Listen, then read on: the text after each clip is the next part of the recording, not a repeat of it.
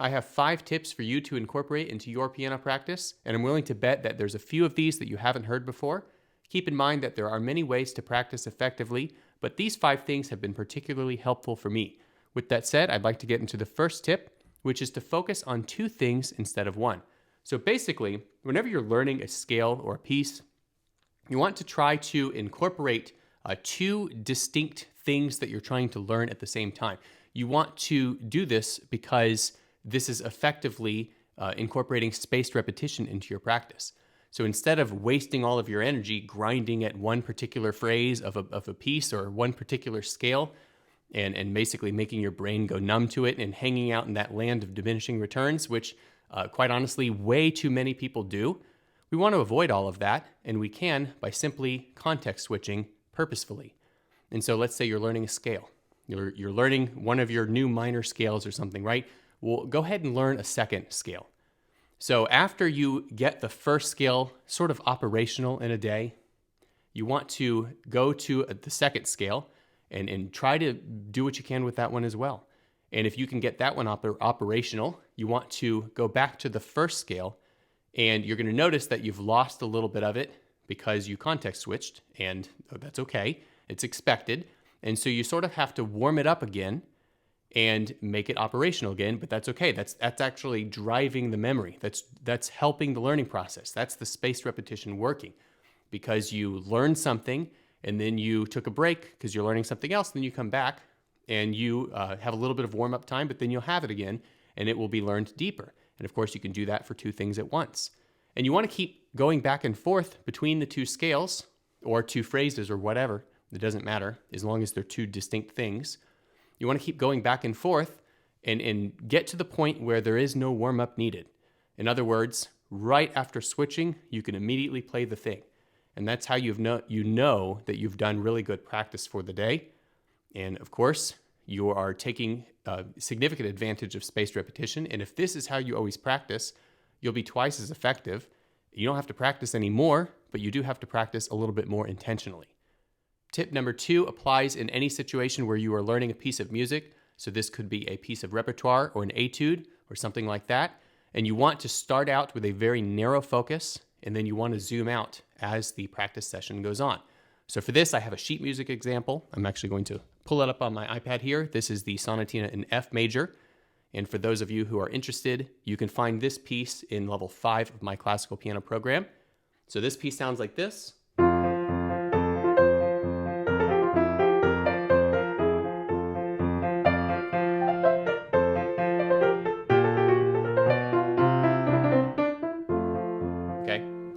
So not all of this piece is as easy as this opening section.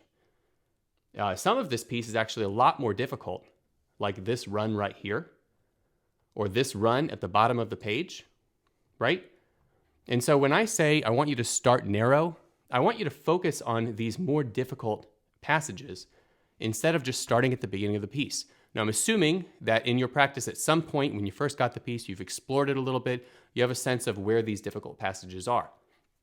I also got the idea from a great book called Playing Piano for Pleasure, where you actually will mark these difficult passages and think of them as fractures, right? And the idea here, at least according to the book, is that a bone, when it heals after an injury, after a fracture, right, it's strongest at the point of the fracture. And so the author in the book is encouraging you to try to make your piece the most resilient at the most difficult parts. And so the book suggests that you might make a marking like this. So this is a common one that I encounter with students, right? Actually, not that one, this one. And it'll end here, right? So that's a fracture. And so I'll play through that.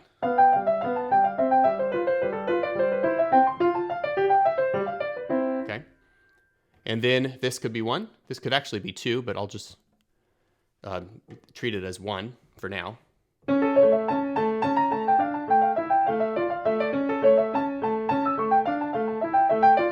Okay. So in narrow practice, I would be particularly focused on just the material in these brackets. And of course, notice that I picked 2 things. I would actually rep them against one another, and it would look something like this. I would play through this.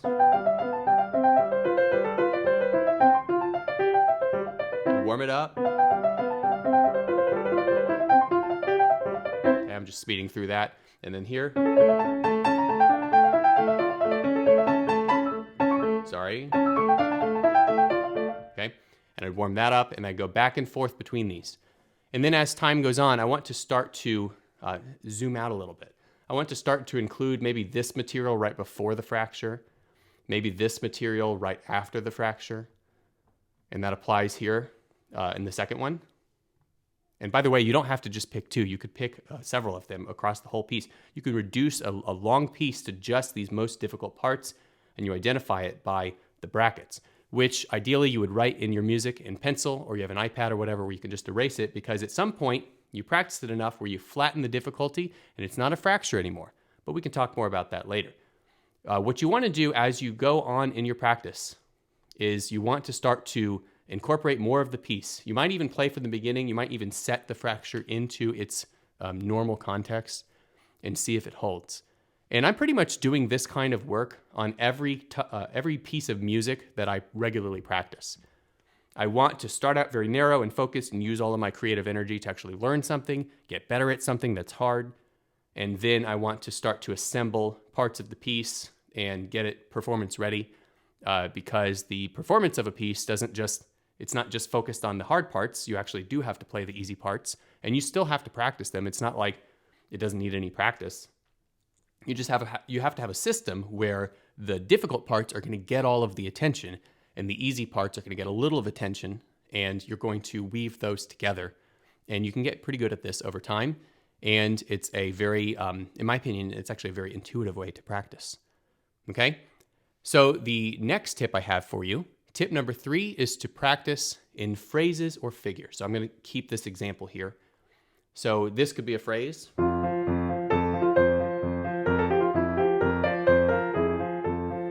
Okay? And you might repeat that phrase and become comfortable with it. One hand then the other, switch, whatever, standard practice type of thing. Then you go to the next phrase.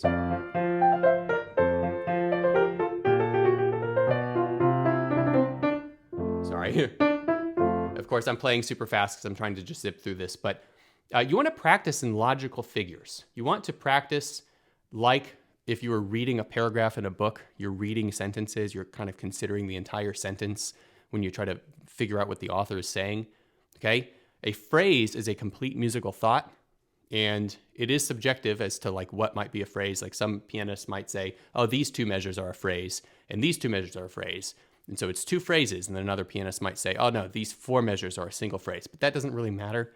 What matters is that you have some sort of way to delineate the material in a way that's not just notes and it's not just measures.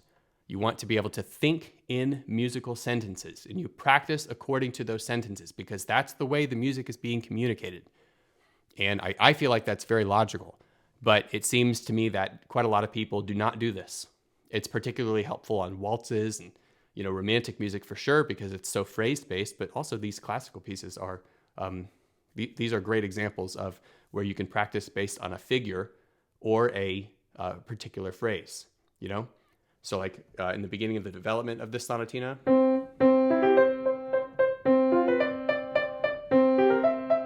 those are all they can go together, and of course we've already discussed the parts that follow. And you want to do this because it's a logical way to interpret the piece, and also it helps you deal with mistakes pretty well.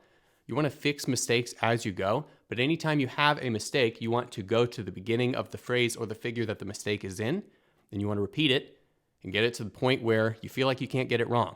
You want to make sure that your practice attempts, the correct ones, the ones that you would like, greatly outnumber the incorrect ones for that phrase. But you can still fix as you go. You just have to have that mindset as you go through the piece. And the one exception to this is if you have a mistake that is between a phrase or between a figure and another one. And if that's the case, you have to go to the first one. You have to go before the issue, because a lot of people, if they have a mistake in a transition from one thing to the next, they'll just fix the transition and go on. That is absolutely not the way to deal with that. You want to go to the phrase before the transition, and we'll talk more about this later, but this phrase-based practice where you focus on the figure It's actually very friendly to fixing mistakes as you go, so long as you observe that one caveat, okay? All right, tip number 4. I'm going to switch pieces here. So this is a Bach piece. Tip number 4 is to use overlapping measures. Play overlapping measures in your practice. Now, you have probably heard of this one before, but I wanted to illuminate for you the sorts of pieces that you want to use this particular strategy in. You want to use this strategy in pieces that are very continuous, or pieces that have an idea that the notes they don't stop, right? There's not an obvious division. You have to basically make the division yourself. So these types of pieces, in my opinion, are a little less friendly to phrase and figure-based practice, although not immune to it. I mean, you can still focus on the figures. There's all kinds of creative ways that you can focus on a piece like this. But you want to not stop at each measure. So let me remind you of what this piece is. This piece is the Little Prelude in D minor, Bach by Bach. And this is actually found in my level 6 repertoire course for those who are interested. It sounds like this.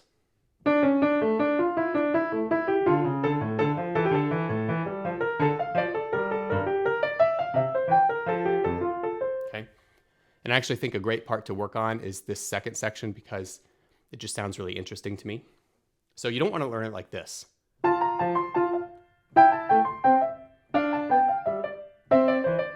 Right? Because in this situation, you're going to have a million transitions to deal with.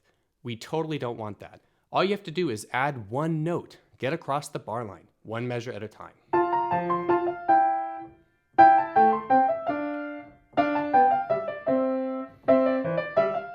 And so on. And then when you're comfortable with that, you can expand to 2 measures at a time. Actually, let me do that again because I want to go across the bar line.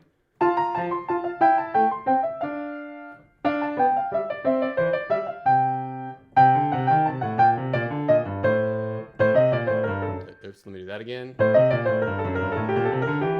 know that's messy. And so on, right? And then you can at some point go to 4 measures. And of course, you're not going to be playing this fast. I know the piece, but I'll go ahead and give you an example of 4 measures. Sorry, let me do that again. I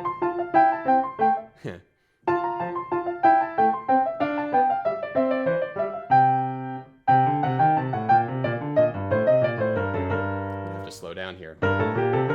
Actually, you know what? I should have included that one, so I'm going to do that one again.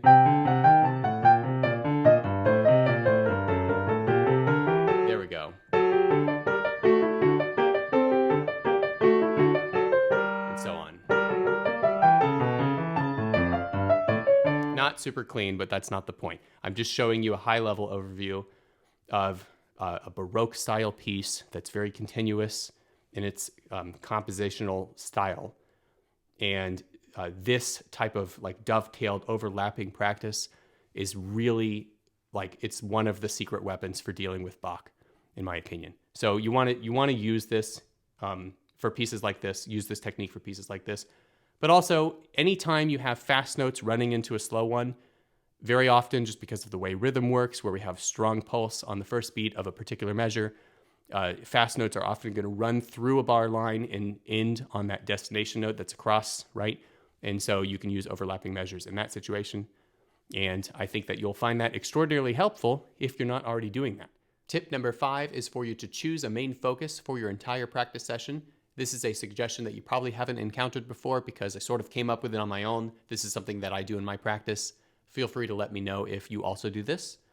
So a main focus is something that I feel is particularly awkward, difficult, challenging, or like something new that I anticipate a challenge with, and I want to use as much spaced repetition as I possibly can. I don't want to just throw a lot of time at it. I want to incorporate spaced repetition in a maximal sense. And so what I'll do is I'll take this passage, let's say it's the last 3 measures of this Bach piece. I remember finding this awkward when I initially learned this piece. So I just take these last 3 measures and put it in between everything else. And I might also, outside of my practice session, visit this throughout the day and not practice anything else. So this would be the main focus. So here's what this sounds like. Let me start here, 3 measures from the end.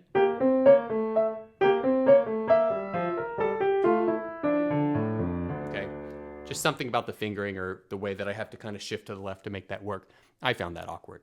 So let's say that I'm about to have a practice session and I'm going to start with my scales and then, do some sight reading or something and then get into piece 1 and then piece 2 and then maybe work on some etudes or something like that. I'm just going to take this measure and sort of work it in between all of those other things. So before I sit down to play scales or warm up or anything, I'm going to play this, a few times. And I'll just like this. Okay, warm it up, get it nice and comfortable, and then I'll do my scales, and then I'll return to the main focus. And then I'll do some sight reading or whatever it is that's the next category in my practice. Then I'll return to the main focus. Then I'll do piece 1, then return to the main focus. And then I'll do piece 2, which might be this piece. So I'll start with the main focus. I'll work the rest of the piece. I'll play through the whole piece a few times, that narrow versus wide practice. And then I might end with the main focus. Then I might go on to some etudes. So a student who's working on a piece like this might be working on some Czerny or something like that at the same time. And then you can close with the main focus. And then every time you pass the piano, you can sort of mess with it a little bit and see if you can remember it, get it in your memory, and just continuously work it and kind of keep engaged, stay engaged with it throughout the day. And this is going to cause you to absolutely bust that up and normalize it and make it to where it's just a non-issue, probably within a few days. And then you can choose a new main focus. And so it's like a meta focus, right? It's elevated above the level of everything else.